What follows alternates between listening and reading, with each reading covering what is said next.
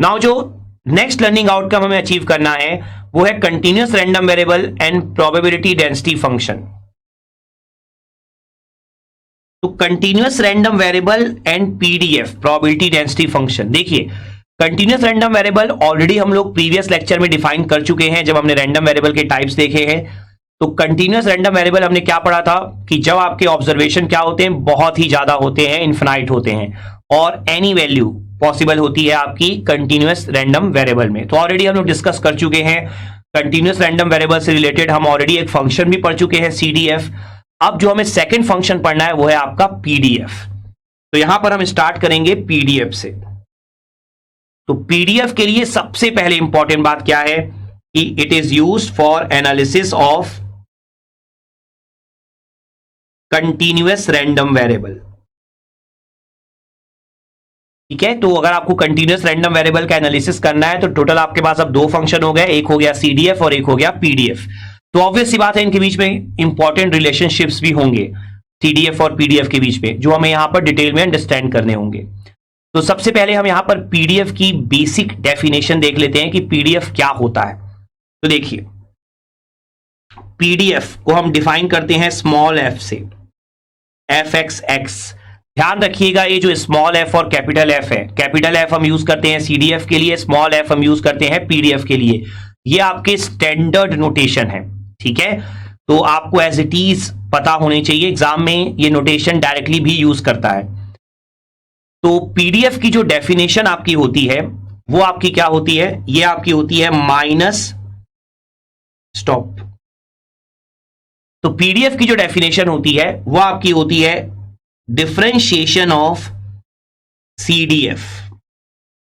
ठीक है, तो काफी इंपॉर्टेंट रिलेशनशिप है, मैं थ्योरी वाइज भी आपके लिए लिख देता हूं यहां पर। PDF is equal to d by d x of CDF. तो ये रिलेशनशिप आपको हर हाल में पता होनी चाहिए, काफी इंपॉर्टेंट है। तो यहां पर ये जो हमने अभी रिलेशनशिप देखा उसके थ्रू अब हम कुछ फॉर्मुलेस जनरेट करेंगे यहां पर। तो देखिए सीडीएफ जो एफ एक्स एक्स होता है उसका डिफरेंशिएशन करने से अगर आपको पीडीएफ मिल रहा है तो इसका अपोजिट भी तो आप कर सकते हैं। दैट मीन्स अगर आप एफ एक्स एक्स निकालना चाहते हैं तो आप इंटीग्रेशन कर सकते हैं किसका, पीडीएफ का। ठीक है, तो यहां पर लिमिट क्या होनी चाहिए, तो लिमिट देखिए ये आपको मिल जाएगी सीडीएफ की डेफिनेशन से। सीडीएफ की डेफिनेशन मैं आपको दोबारा से एक बार याद दिलाता हूं। सीडीएफ की डेफिनेशन क्या थी हमारी, what is the probability that random variable capital X having value less than equal to small x. मतलब प्रोबेबिलिटी क्या है कि रैंडम वेरिएबल की जो वैल्यू है वो less than equal to small x है, मतलब स्मॉल एक्स से लेस है या उसके इक्वल है, मैक्सिमम उसके इक्वल है। तो अपर लिमिट कहां तक जा सकती है आपकी, स्मॉल एक्स तक, लेकिन किससे बड़ी होनी चाहिए ये आपको नहीं बताया है डेफिनेशन में। तो जब जिससे बड़ी होनी चाहिए वो आपको बताया नहीं गया है तो आप थ्योरी पढ़ते समय क्या ले लेते हो, सबसे लोअर लिमिट ले लेते हो, माइनस इन्फिनिटी। तो देखो ये आप कहीं से भी स्टडी करोगे आपको माइनस इन्फिनिटी टू एक्स लिखा हुआ मिल जाएगा। लेकिन हम क्या करते हैं, हम जनरली इन चीजों को याद कर लेते हैं, रट लेते हैं, हम मीनिंग नहीं समझते हैं कि माइनस इन्फिनिटी टू एक्स क्यों लिखा है। तो वो इसलिए लिखा है क्योंकि इसकी बेसिक डेफिनेशन है कि random variable X taking values less than equal to small X. तो upper limit small x, lower limit बताया नहीं था इसलिए माइनस इन्फिनिटी। तो अब अगर आप देखेंगे तो हमने पीडीएफ लिखा डिफरेंशिएशन ऑफ सीडीएफ, सीडीएफ लिखा इंटीग्रेशन ऑफ पीडीएफ। हमने लास्ट लेक्चर में सीडीएफ की एक और डेफिनेशन देखी थी, वो क्या देखी थी, P x less than equal to small x, जो मैंने आपको अभी अभी बताई। तो अब अगर आप समझेंगे इस बात को, मान लीजिए इसे मैं दे देता हूं इक्वेशन नंबर 1, इसे मैं दे देता हूं इक्वेशन नंबर 2, दोनों ही किसकी डेफिनेशन है, सीडीएफ की। तो इक्वेशन 1 और 2 दोनों ही क्या हो जाएंगे, आपके इक्वल हो जाएंगे। तो यहां से जो ओवरऑल कंक्लूजन निकल कर आएगा वो क्या निकल कर आएगा, देखिए पीडीएफ का एक्चुअल फॉर्मूला निकल कर आएगा। यहां से आप देखिए P x less than equal to x minus infinity to x f x x d x. तो ये जो फॉर्मूला अभी हमने लिखा है ये आपके लिए बहुत ही ज्यादा इंपॉर्टेंट है। इस फॉर्मूले को आपको हमेशा माइंड में रखना है ओवरऑल। तो ये फॉर्मूला क्या है आपका कि अगर आपको प्रोबेबिलिटी निकालनी है x less than equal to x की, तो आप लिमिट क्या यूज करेंगे, माइनस इन्फिनिटी टू x, और इंटीग्रेशन किसका कर रहे हैं, पीडीएफ का। मतलब अगर आपको पीडीएफ पता चल जाए और उसका इंटीग्रेशन अगर आप कर लें तो आपको प्रोबेबिलिटी पता चल सकती है। तो प्रोबेबिलिटी निकालने का एक बहुत ही अच्छा तरीका होता है पीडीएफ का नॉलेज। तो देखिए, ये तो आपका यूनिवर्सल स्टेटमेंट है, बेसिक डेफिनेशन है, लेकिन इसी स्टेटमेंट का यूज करके कुछ और रिजल्ट्स मैं यहां पर आपको समझाता हूं। ध्यान से देखिएगा, P x less than equal to small X था। What is the probability that random variable capital X having value less than equal to small X. तो आपने लिमिट कहां से कहा ली, अपर लिमिट ले ली एक्स स्मॉल एक्स, क्योंकि आपको बोला था x less than equal to small x. Lower limit का कोई जिक्र नहीं था तो आपने माइनस इन्फिनिटी ले ली। तो इसका मतलब क्या है कि अगर आपको कोई भी प्रोबेबिलिटी निकालनी हो तो आप पीडीएफ का इस्तेमाल करेंगे। तो देखिए, ये तो यूनिवर्सल स्टेटमेंट था, लेकिन मान लीजिए अगर आपको क्वेश्चन ऐसा होता, P x one capital X to x two, ठीक है, ऑलरेडी मैं आपको बता चुका हूं स्मॉल एक्स हम क्यों यूज करेंगे, values which random variable capital X can take.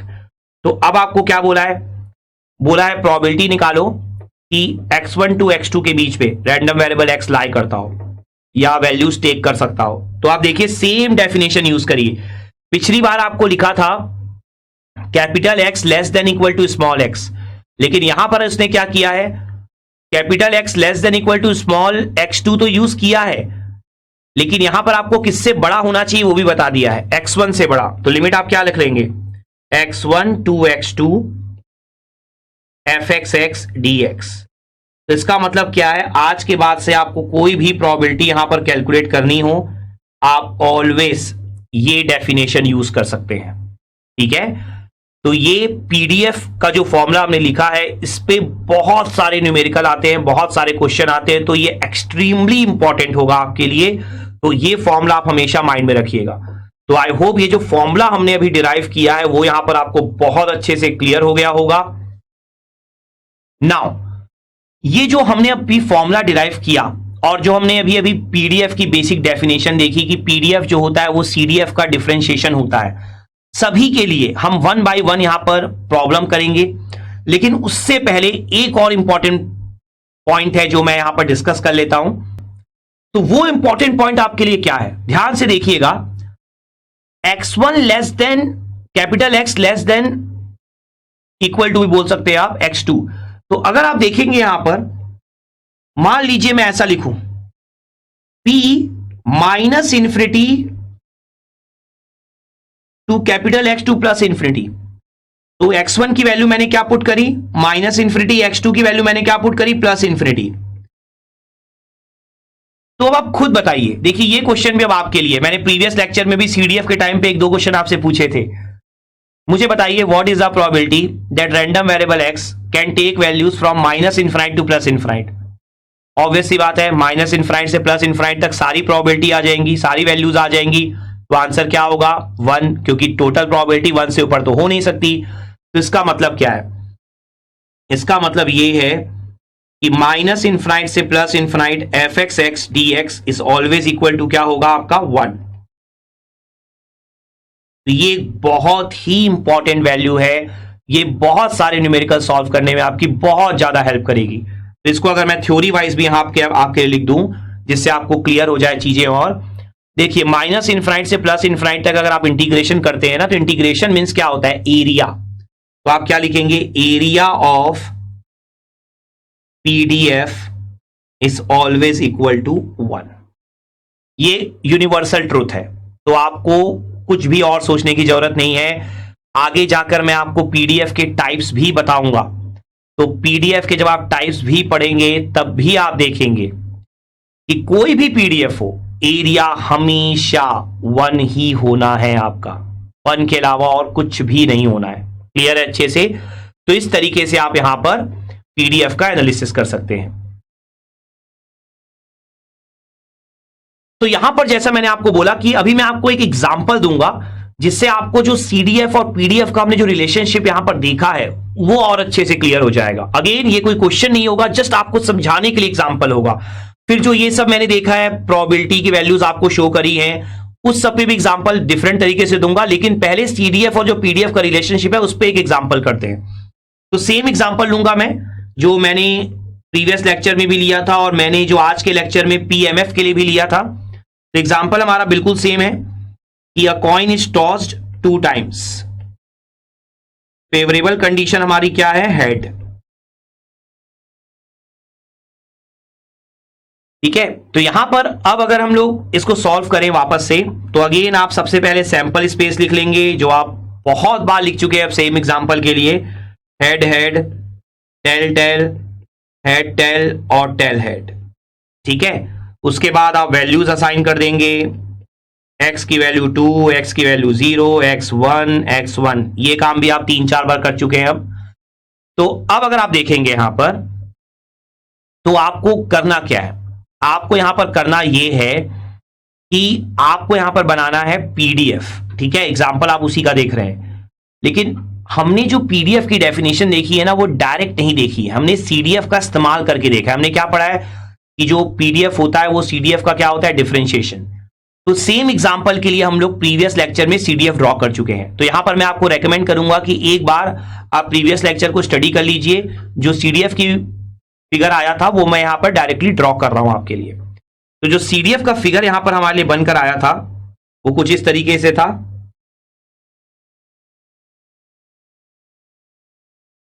Capital F x x.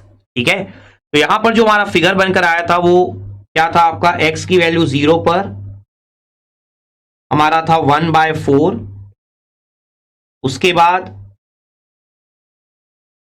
x की वैल्यू 1 पर वो इंक्रीज हुआ था 1/2 से। उसके बाद फिर x की वैल्यू 2 पर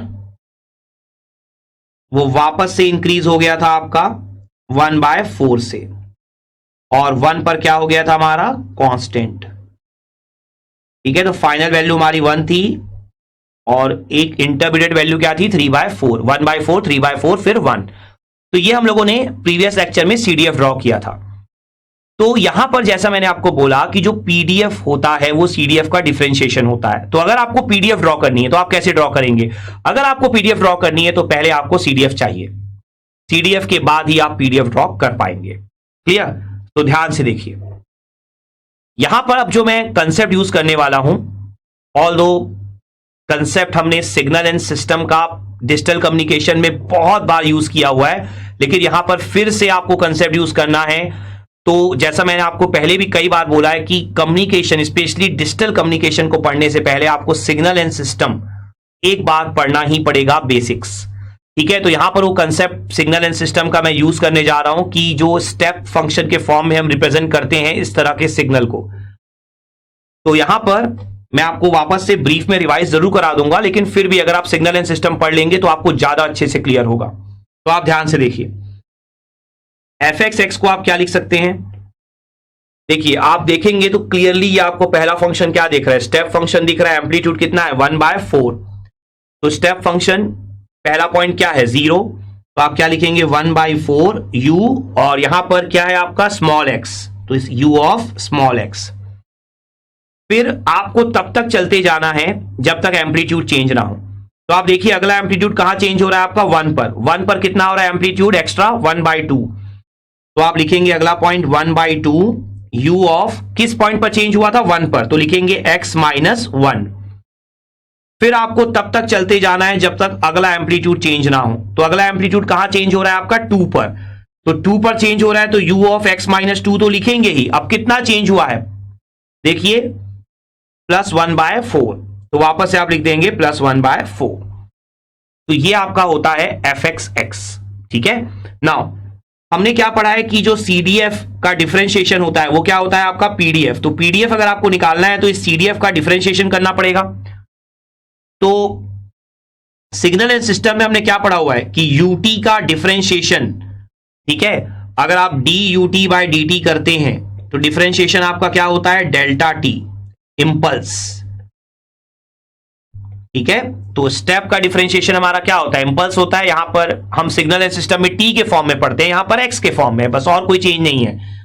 तो यहां पर आप क्या लिखेंगे, f x x is equal to 1/4 delta x 1/2 delta x minus 1 1/4 delta x minus 2।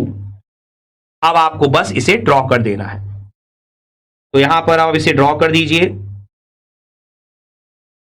तो ये आपका हो जाएगा small F x x versus x, small x का ग्राफ।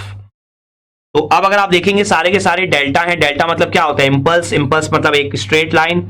तो इंपल्स कहां कहां पर है, देखिए पहला है डेल्टा एक्स, डेल्टा एक्स मतलब कहां पर है, एक्स की वैल्यू 0 पर। तो एक्स की वैल्यू 0 पर कितना है आपका इंपल्स, एक्स की वैल्यू 0 पर आपका इंपल्स है 1/4 का। फिर डेल्टा एक्स माइनस 1 मतलब एक्स की वैल्यू 1 पर, तो एक्स की वैल्यू 1 पर कितना इंपल्स है आपका, एक्स की वैल्यू 1 पर आपका इंपल्स है यहां पर 1/2 का। फिर अगला इंपल्स कहां पर है आपका, एक्स की वैल्यू 2 पर, एक्स की वैल्यू 2 पर आपका कितना इंपल्स है, अगेन ये आपका इंपल्स है 1/4 का। तो ये आपके 3 इंपल्स बन गए, 1/4 1/2 1/4। तो अगर आप इस डायग्राम को ध्यान से देखेंगे तो ये डायग्राम बिल्कुल पीएमएफ जैसा ही है, ठीक है ना, जैसा आपने प्रोबेबिलिटी मास फंक्शन में बनाया था। तो डायग्राम तो सेम है लेकिन मीनिंग अलग अलग है। यहां पर आपने कंटिन्यूअस जो सीडीएफ था, सीडीएफ आपका कंटिन्यूअस रैंडम वेरिएबल के लिए था, उसका डिफरेंशिएशन करके बनाया, जबकि पीएमएफ जो है वो डिस्क्रीट रैंडम वेरिएबल के लिए ही था, ठीक है। तो दोनों में डिफरेंस है, ये आपको ध्यान में रखना है। ऑल्दो दोनों का डायग्राम वैसे आपका यहां पर सेम आपको दिखाई दे रहा है, क्लियर अच्छे से। तो इस तरीके से अगर आपको पीडीएफ ड्रॉ करना है तो सबसे पहले आपको क्या ड्रॉ करना पड़ेगा, सीडीएफ, और उसका डिफरेंशिएशन करने के लिए आपको सिग्नल एंड सिस्टम का नॉलेज होना चाहिए, बेसिक ऑपरेशंस का नॉलेज होना चाहिए, और उसके बाद फिर आप यहां पर पीडीएफ को ड्रॉ कर सकते हैं। तो आई होप ये जो पीडीएफ हमने ड्रॉ किया, कैलकुलेशन किया, आपको यहां पर बहुत अच्छे से क्लियर हो गया होगा। और ये जो हमारा थर्ड लर्निंग आउटकम है, continuous random variable and probability density function, ये भी आपने यहां पर बहुत अच्छे से अचीव कर लिया होगा। Let's have a quick knowledge check.